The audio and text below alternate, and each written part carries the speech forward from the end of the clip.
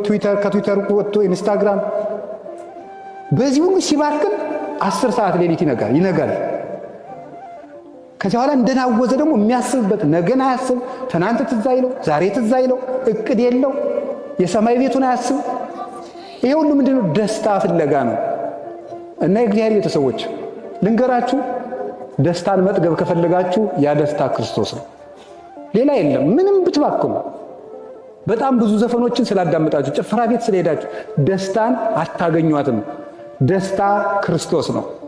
እስመ ዘበኀቤከ የዐርፍ ነጸሮተ ኩሉ ነባብያን። የአይኳፊያን መላእክት የደቂቀ አዳም ሁሉ አይን የሚያርፈው አንተን ሲያይ ነው። የሰው ልቡ የሚያርፈው ክርስቶስን ሲያይ ብቻ ነው። ምንም ነገር ብታዩ ስታዩ ትኖራላችሁ እንጂ አይናችሁ ሊጠግብ አይችልም። የምናየው ክርስቶስን ያየለት ነው። አያችሁ፣ እንደዚያ ሲል የጠገባል ሰው አልሰማችሁም? አረጋዊ ስምዖን ጌታን ታቀፋልና ምንድን ነው ያለው? ይዜ ተስዕሮ ለገብርከ፣ ዛሬ ባሪያህን ታሰናብተዋል። ለምን? እስመ ርእየ አዕይንተ ያድኅኖተከ፣ አይኖቼ ማዳንህን አይተዋል። በቃ ክርስቶስን ሲያይ ይሄ ሰው ምን አለ? እድሜ በቃኝ አለ።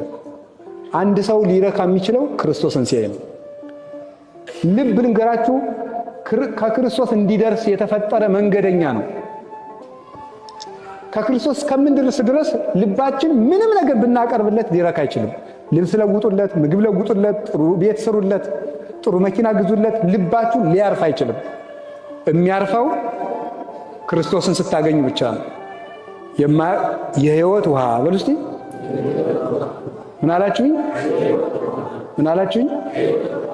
ስለዚህ ዘፈኑ፣ ጭፈራው፣ ይሄ አጓጉል ክህደቱ፣ ስካሩ፣ መዝናናቱ፣ ዝሙቱ፣ እንደዚህ ያለው ነገር ሁሉ የሞት ውሃ ነው። የሕይወት ውሃ ክርስቶስ ነው። ቃለ እግዚአብሔር ነው። ቅዱስ ሥጋው ክቡር ደሙ ነው። ያን ውሃ ስታገኙ ልባችሁ ይረጋል። በእውከት ውስጥ በሰላም ትኖራላችሁ። ቅዱስ ዳዊት ያገኛትን ሰላም እናገኛታለን ሲል ሰምታችሁታል። ምንድን አለው? እግዚአብሔር ያፈርህ ሊተ ምንትኑ ያፈራሃኒ፣ እግዚአብሔር ምእመን አለ ሕይወቴ ወምንትኑ ያደነግጸኒ፣ እመኒ ጸብአኒ ተአይን እይፈራሃኒ ልቤ። እግዚአብሔር ብርሃኔ ነው፣ ምን ያስደነግጠኛል? እግዚአብሔር የሕይወቴ መታመኛዋ ነው። ከተማ እንኳን ቢከበኝ ልቤ አይደነግጥብኝም ይላል። እግዚአብሔርን ያላገኘች ነፍስ ደግሞ በቅጠል ኮሽታ ሁሉ ትደነግጣለች። ሰዎች ሁሉ ኃጢአታችንን ያወቁብን ይመስለናል። ቀድመን እኛ እንሸሻለን። ያ እንዳይሆን ክርስቶስ የሕይወት ውሃ ነው።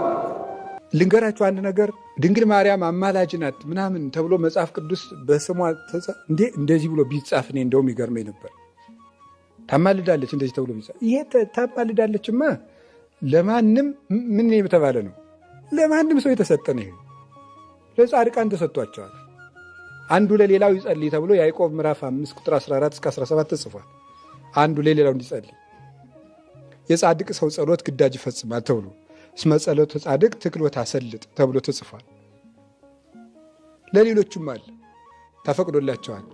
ድንግል ማርያም ግን ታማልዳችሁ ብሎ ሳይሆን የሰጠን ምን ትሆናችሁ ነው የሰጠን? እናት ትሆናችሁ ነው። እናት ትሆናችሁ ማለት ከምልጃ ሁሉ ያለፈ ነው። የምንፈልገውን ነገር ሁሉ ከማን የምንጠይቅ? አሁን አንዳንድ ሰው እንዲው አሰጭንም ተብሎ ይጸለይ፣ እመቤታችን እንዲው ስጭን ተብሎ የሚጸለይ ለምንድን ነው ይላል። እናቴን ስጭኝ የለ እንዴ? ለምሳሌ አንድ ጥያቄ ልጠይቃችሁ።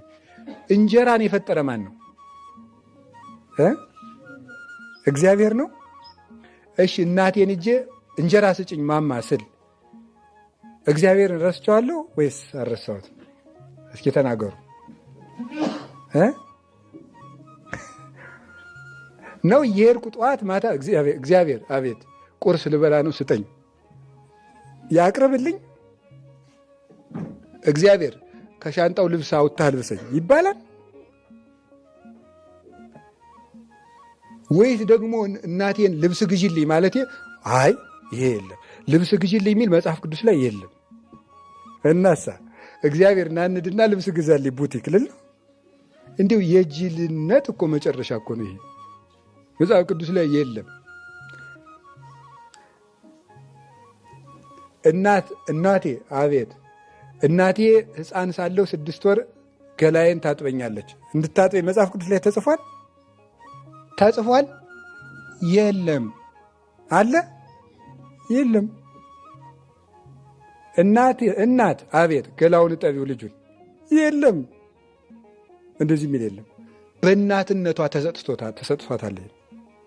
እመቤታችን እንድታስታምመን፣ እንድትንከባከበን፣ ከድፋችን እንድንነጻ እንድትጸልይልን፣ እንድትመግበን እናታችን አድርጎ ነው የሰጠን።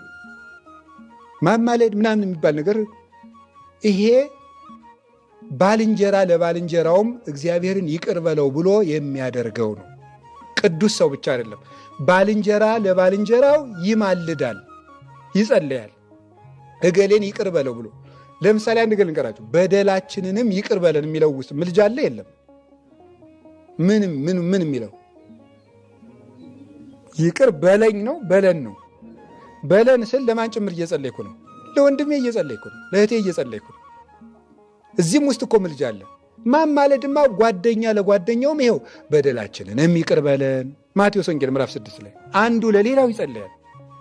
ድንግል ማርያም ግን ለእኛ እናታችን ናት። ታሳድገናለች፣ ትንከባከበናለች፣ እንድንነጻ ወደ ልጇ ታስታርቀናለች። በደሙ እንዲቀድሰን እጃችንን ይዛ ጭቃ ላይ ተንበላብሶ ወድቆ ያገኘችውን ሕፃኗን እናት እጁን ይዛ ወደ ውሃ ወስዳ እንደምታጥበው ሁሉ ካለንበት የኃጢአት አረንቋ እጃችንን ይዛ ልጇ በደሙ እንዲቀድሰን ወደ ልጇ ታቀርብናለች። ወደዚች ምንጭ ነው መምጣት። እኔ የሚጠበቅብኝ እናንተ የሚጠበቅባችሁ እጃችንን ለእናታችን መስጠት። እጄን ይዘሽ ሳቢኝ ማለት ይዛን ከልጇ እንድታደርሰን ያ ነው። እና እመቤታችን እሷ ተጠግቶ የሚኖር ሰው ደስ ይለዋል።